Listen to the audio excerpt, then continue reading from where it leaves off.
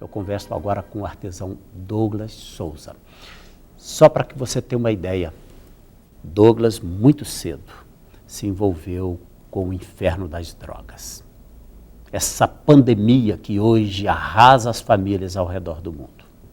Foi para a rua, viveu um verdadeiro inferno e conheceu a extensão desse inferno quando foi laçado, algemado, acorrentado pelo crack. E ele vai nos contar um pouco da sua história. Douglas, boa noite, bem-vindo ao programa. Boa noite. É bom te receber aqui, viu? Prazer é o mesmo. Você contava um pouquinho, rapidamente, a sua história antes da gente começar. Você começou muito cedo no mundo das drogas. Isso. Você nasceu aqui em Belo Horizonte? Sou de Belo Horizonte. De que região? Sou da região do Nova Vista, ali, Zona Leste. E como é que foi essa história de começar a usar drogas?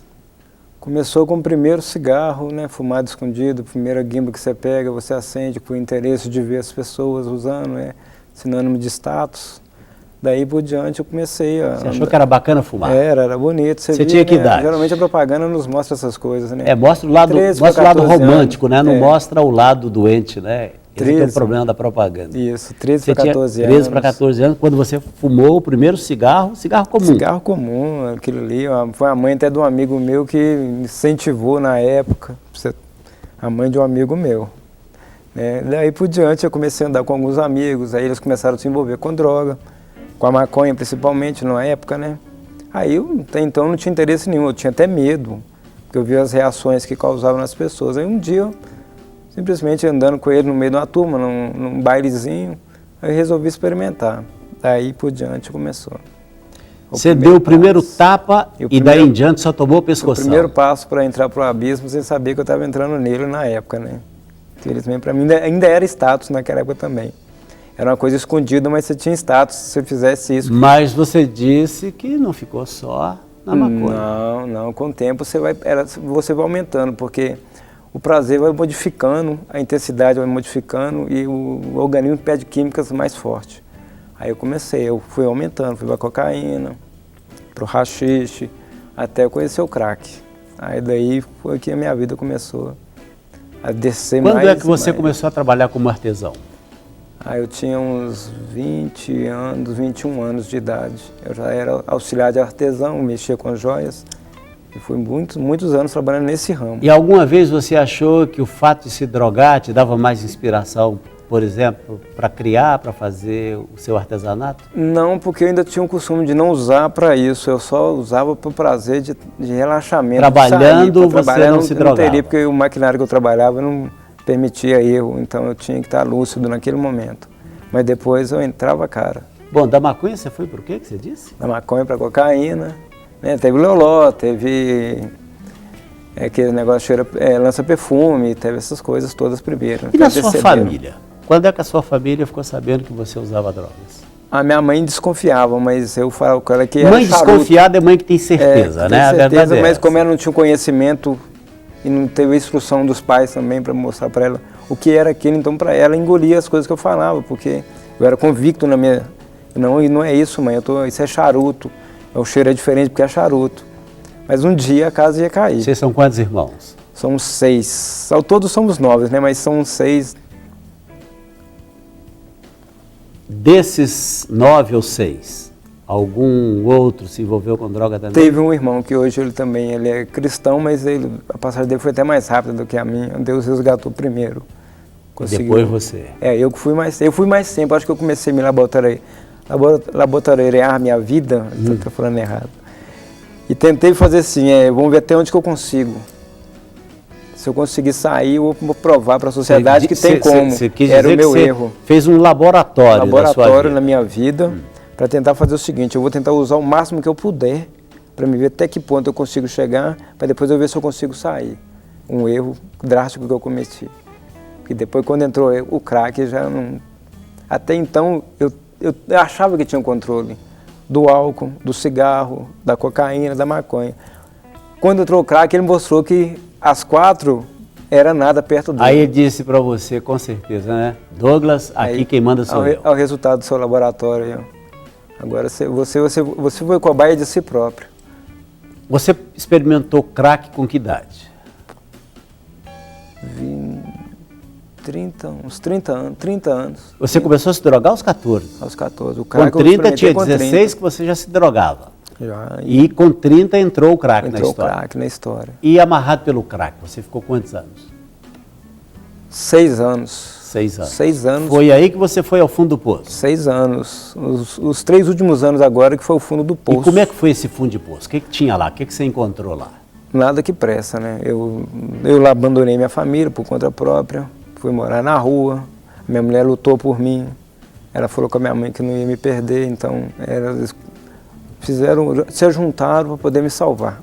Quer dizer, você disse, minha mulher, você já estava casado? Já estava com filhos? casado, tenho uma filha de 15 anos. E a sua filha sabia que você... Não, ela não tinha um conhecimento do que era, porque eu não mostrava essas coisas para ela, eu não tinha coragem nem de fazer perto dela. Mas os efeitos meus, que a minha agressividade... Sua mulher sabia? Minha mulher sabia, mas ela lutava com tudo. Mas a minha agressividade era o resultado, mesmo eu fazendo escondido para ela não ver, eu era agressivo, eu era um cara intolerante, né? Comecei a ser irresponsável. Ela, como criança, ela ia onde que eu mandava, porque eu pedia, ela fazia, mas eu não tinha coragem de usar perto dela. Bom, mas só fui saber depois que eu fui falar. Você disse que no fundo desse poço você não encontrou nada que prestasse. Claro, não poderia ser diferente. Como é que ficou a sua questão familiar, a sua relação familiar, por exemplo? Foi toda desmoronada. Eu era um cara super sociável, todo tipo de festa na família, todo tipo de encontro. Chamava o Douglas por aí, que sempre fui um cara muito animado, eu gosto muito de brincar. E depois você ficou arredio? Eu tive que me isolar, ninguém tinha espaço para mim, eu não poderia ir mais na casa de ninguém, como na forma que eu estava. O estágio que eu estava era muito avançado. E você foi viver aonde? Na rua, fui morar na rua. Literalmente? Na rua mesmo, morei debaixo de marquise, dormi debaixo de marquise, dormi em rua. Eu fugi da presença da minha família, e eles me procuravam, mas a minha vergonha também era demais, mas eu não tinha força para sair. Você ficou quanto tempo na rua, morando na rua? 2 anos. 2 anos? Direto, e com família e tudo. Como é que é a vida na rua, Douglas? É o pior lugar que o ser humano pode pensar, porque tudo de ruim que você imaginar, você consegue ver na rua, e passa, e às vezes faz para sobreviver. A rua era... Por exemplo? Eu presenciei muita prostituição, muito assassinato, assim, entre aspas, né, brigas que depois resultaram em mortes. Né? E fazer para sobreviver? O que você fazia para sobreviver?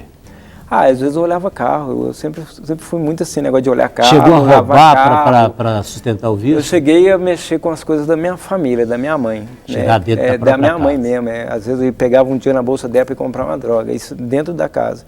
E de mim mesmo, eu me roubava, porque eu trabalhava fechado e o meu pagamento praticamente ficava na droga. Mas morando na rua, você já não estava mais trabalhando fechado? Eu já não trabalhava fechado. Você estava totalmente entregue. Era tomando conta de carro, essas coisas, fazendo um bico aqui, um mandado ali, outro aqui. Você ficava num lugar sempre ou você mudava de ponto? Eu chegava a ficar num local e ali eu me familiarizava com as pessoas, dali eu ficava e pronto, não precisava de sair para lugar nenhum. E muitas pessoas também que me conheciam nos meus tempos bons também. Você teve alguma surpresa na rua? Porque eu já vi mãe levar filho, assim, trocar filha por droga, né? Filha de 12 anos, 11 anos. Oferecer a filha para alguém, para poder ela se drogar. Para ter uma relação sexual com alguém. Vi marido levar a esposa para poder vender ela para o traficante, para ele se drogar. Tudo isso eu acompanhei, já vi pessoalmente, assim. O cara bater no cara e ter que fazer o que for na frente dele, ele vendo a mulher dele ser viciada na frente de todo mundo, por causa de que ele queria usar a droga. E a mulher também aceitava, dependente era também, dependente, imagino. aceitava, né? Era dependente, ela de ganhar uma parte também, ela se submetia, né? Esses mandos e desmandos. Você disse que com 14 começou a usar drogas, com 30 experimentou o crack e ficou 6 anos na dependência do crack, desses 6, 2 anos morando na rua. Como é que você saiu da rua? Talvez foi o momento que Deus fez brotar no meu coração, que já estava na hora de eu mudar. Porque esse sentimento eu creio que vem dele com a gente. Ele só permite a gente chegar até um certo ponto para depois nos moldar. Eu, como eu era cabeça dura, poderia ter acontecido mais cedo. Ele falou assim, então deixa você ir, meu filho, até onde se você aguenta. Chegar lá, você é meu. Eu creio que Deus quer todos, né? Aí me deu uma vontade, eu falei, pô, eu quero parar com essa vida. Eu olhei assim, falei, pô, minha filha está crescendo, minha mulher batalhando por mim, minha família, minha mãe. né? Eu desestruturei todo mundo. Aí eu falei assim, pô, Deus, eu podia mandar alguém para me ajudar, eu arrumar algo que eu pudesse ir, um lugar para me internar, que eu queria ser ajudado. Não tinha nem esse frisson agora de stand de clínica para ajudar ninguém. Aí passou um amigo meu de carro na rua, que eu trabalhava com ele com polimento automotivo, né? Fazia muito serviço com ele assim. Aí ele foi comigo, ele viu minha situação, magro, esquelético na rua. Ele não acreditou, começou a chorar. Aí eu falei com ele assim, eu preciso de ajuda. Você sabe, você conhece alguém que pode me ajudar? E eu sozinho não consigo mais. Eu não tenho mais força para sair. Aí ele falou assim, tem. Foi quando ele me indicou o local. Ele foi lá a primeira vez comigo, né? Me apresentou. E onde foi isso? Foi no projeto, chama Projeto Êxodo. Ele é da Lagoinha. É a clínica lá em Esmeralda. Da Missão Êxodo. Que trabalhava com moradores de rua. Que trabalha ainda. E foi ele que me abriu essas Você portas. Aí nessa época era o pastor Júlio que ainda estava lá? Quem abriu lá foi o Leonardo Caputinho. Ele que reabriu lá. E o coordenador lá era PJ na época. Então, eu fui para lá. Eu conversei com a Tereza, na época ela era assistente social nossa lá. Eu estive na Central das Redes, passei por todo o processo, fiz exames médicos. Mas quem te levou até a Tereza? Foi esse amigo meu.